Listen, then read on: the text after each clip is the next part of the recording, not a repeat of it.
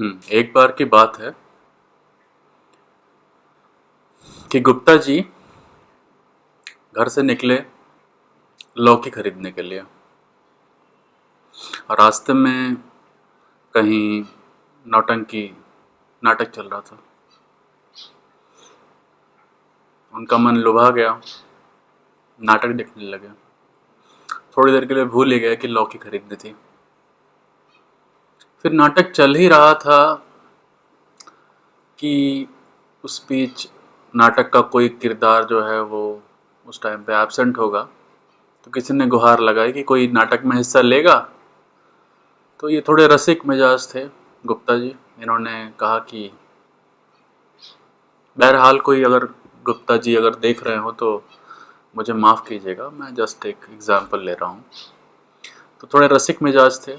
इन्होंने सोचा कि चलो थोड़ी अदाकारी की जाए, और ये चले गए नाटक में। नाटक में राजा हरिश्चंद्र का रोल था इन्हें, वो निभाने लगे। फिर राजा हरिश्चंद्र की शादी होती है, उनका बेटा होता है। नाटक करते करते भूल ही गए कि ये निकले थे लौकी खरीदने के लिए। ठीक वैसी ही स्थिति होती है मनुष्य की।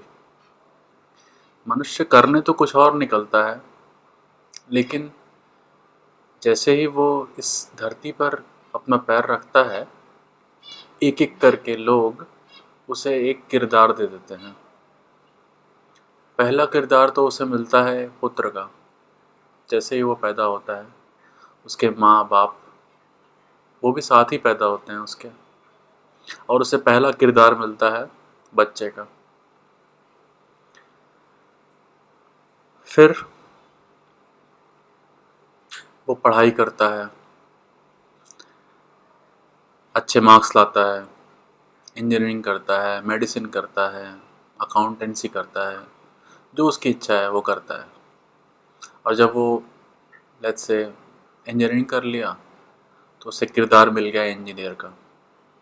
ठीक है। उसके बाद उसकी शादी होती है, तब उसे किरदार मिल गया पति होने का। फिर बच्चे हो गए, फिर किरदार हो गया पिता होने का। फिर बच्चे बड़े हुए, उनकी शादी हुई, उनके बच्चे हो गए, फिर किरदार मिल गया दादा दादी का, नाना नानी का। देखा जाए तो हमारा जो जीवन होता है ये इसी तरह के किरदारों का एक संग्रह होता है। इस तरह के कई किरदारों को मिला करके हम उसे जीवन कहते हैं। और इस अदाकारी में हम भूल ही जाते हैं कि हम वास्तविकता में क्या करने आए थे। What is the purpose of life? जीवन का ध्येय क्या है, भूल ही जाते हैं। क्योंकि ये समाज, ये परिवार और वो सभी लोग जो आपसे रिलेटेड हैं, आपके संबंधी सगे हैं, वो एक एक करके आपसे इतनी सारी अपेक्षाएं करते हैं, और आप उन अपेक्षाओं को पूरा करने में अपना पूरा जीवन गंवा देते हैं कि आप अपना वास्तविक धर्म भूल जाते हैं, आप अपना वास्तविक ध्येय भूल जाते हैं। तो वो तरीका क्या है जिससे आप स्वयं के उस वास्तविक ध्येय को पा सकें? ज़ेन में इसे कहते हैं to know your original face, अपना वास्तविक चेहरा पहचाने।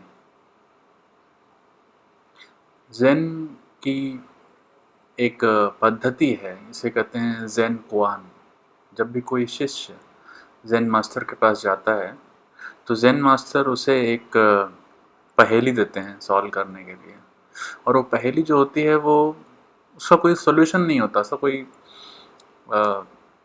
रिजल्ट नहीं होता, ऐसा कोई आंसर नहीं होता। जैसे कि वो आपसे बोलेंगे कि जब आपके दादा का जन्म नहीं हुआ था, उस समय आपका चेहरा कैसा था। तो इस सवाल का कोई उत्तर नहीं है। इस सवाल का उत्तर जानने के लिए जब आप अपने भीतर डुबकी लगाते हैं, तब आप उन सभी चीज़ों को एक एक परत दर परत उघाड़ देते हैं। तब आप अपने उस वास्तविक चेहरे तक पहुंचते हैं।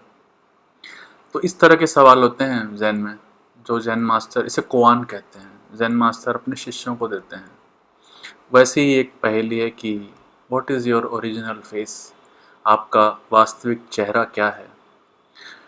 आपका वास्तविक चेहरा क्या है?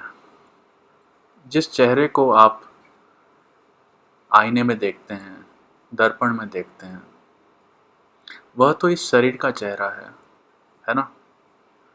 जब आप आज के 10 साल पहले, वो चेहरा कुछ भिन्न था, थोड़े चेहरे पे कम झुर्रियाँ थीं, थोड़े बाल अधिक थे। उसके और 10 साल पहले चेहरा भिन्न था।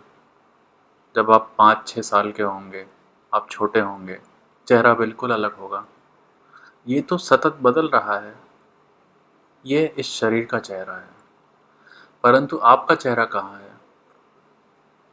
जब आप पैदा हुए थे, तब आपका चेहरा भिन्न था।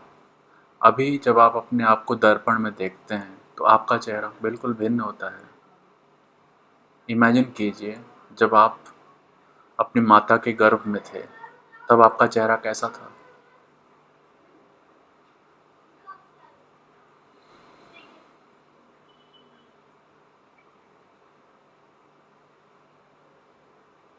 ऐसा करते करते जब आप स्वयं को खोजना शुरू करते हैं, तो ये पाते हैं कि गर्भ में भी आप स्वयं नहीं आते।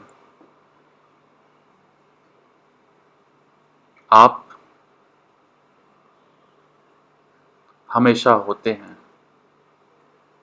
आप ना पैदा होते हैं, ना आप मरते हैं। आप स्वयं अपनी इच्छा से, स्वयं अपनी इच्छा से। ये आपका विलास है कि आप सोचते हैं कि मैं ऐसा जीवन पाऊं। जैसे मान लीजिए कि आप बहुत गहरी नींद में सो रहे हैं। उस गहरी नींद में आपको कोई इच्छा नहीं होती है ना। जैसे ही आप जागे और मान लीजिए आपके मन में कोई इच्छा आई कि मैं रसगुल्ला खाऊं। बहुत छोटी सी इच्छा आई आपके मन में कि मैं रसगुल्ला खा लूं। अब उस इच्छा की पूर्ति के लिए आपको शरीर चाहिए, है ना, चाहिए कि नहीं।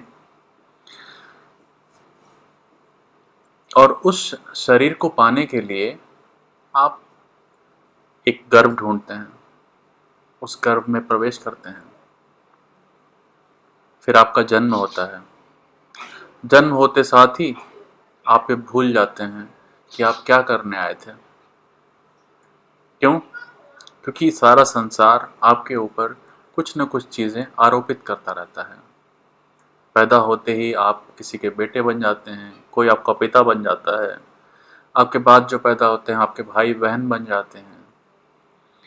हर एक रिश्ते के साथ कुछ अपेक्षाएं आती हैं, कुछ रिस्पॉन्सिबिलिटीज़ आती हैं। उनको पूरा करने के चक्कर में आप ये भूल ही जाते हैं कि आप वास्तविकता में किस लिए आए थे। आखिर आप उस गहरी निद्रा से उठे क्यों? उस गहरी निद्रा में इतना अपार सुख था, लेकिन वो क्या ध्येय था, वो क्या ऑब्जेक्टिव था जिसे पाने के लिए आप उठे। लेकिन इस संसार में आते ही इतनी सारी अपेक्षाएं, इतने सारे किरदार, इतने सारे नाते रिश्ते आपके ऊपर थोप दिए जाते हैं कि बस आप उनके लिए काम करते रह जाते हैं।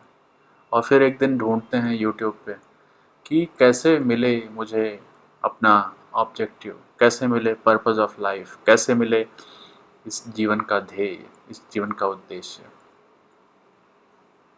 तो सूत्र बहुत आसान है। सूत्र यह है कि आप स्वयं को पहचानें, और स्वयं को पहचानने से आपको स्वयं का ध्येय भी मिल जाएगा। एक एक करके अपने किरदारों को उघाड़ना शुरू करें। किरदार अर्थात अभी आप क्या सोचते हैं कि आप क्या हैं।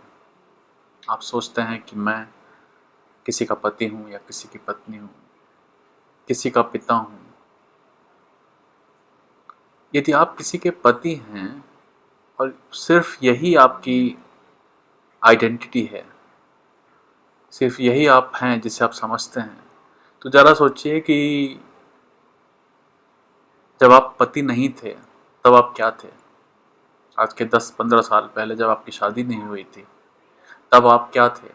तब आप किसी के पति नहीं थे, अकेले थे। तब आप बोलेंगे हाँ, लेकिन मैं किसी का बेटा था, किसी का भाई था। अब सोचिए कि जब आप किसी के भाई नहीं थे, जब आपके भाई का जन्म नहीं हुआ था, आपकी बहन का जन्म नहीं हुआ था, उस समय आप थे कि नहीं थे? थे ना? सिर्फ आप किसी के भाई नहीं थे। तो अब वहाँ पहुँचिए जहाँ पर आप किसी के भाई भी नहीं थे। आप बोलेंगे पैदा होते साथ ही तो माता पिता थे ही मेरे, है ना? गर्भ में आने के पहले ना आपका कोई माता थे ना आपके कोई पिता, है ना? गर्भ में आने के पहले आपके कोई रिश्तेदार नहीं थे, न माता न पिता न भाई न बहन न पति न पिता। ये सारे रिश्तेदार बाद में आते हैं। अब यहाँ इसी पल इसी क्षण आप सभी रिश्तेदारों को अपने से अलग कर दें, उनकी अपेक्षाओं को अलग कर दें और फिर सोचें कि आप ठूठ अकेले, एकदम अकेले इस संसार में हैं।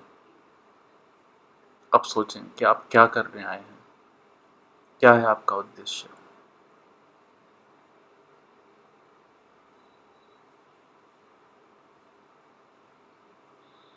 जब बरसात हो जाती है तो आसमान पूरा साफ हो जाता है। जब सभी विचार बंद हो जाते हैं, आपका ध्येय स्पष्ट हो जाता है। जब आपके सभी बंधन छूट जाते हैं तो आपको आपका मकसद एकदम क्लियर हो जाता है, बिल्कुल स्वच्छ आकाश की तरह। धन्यवाद।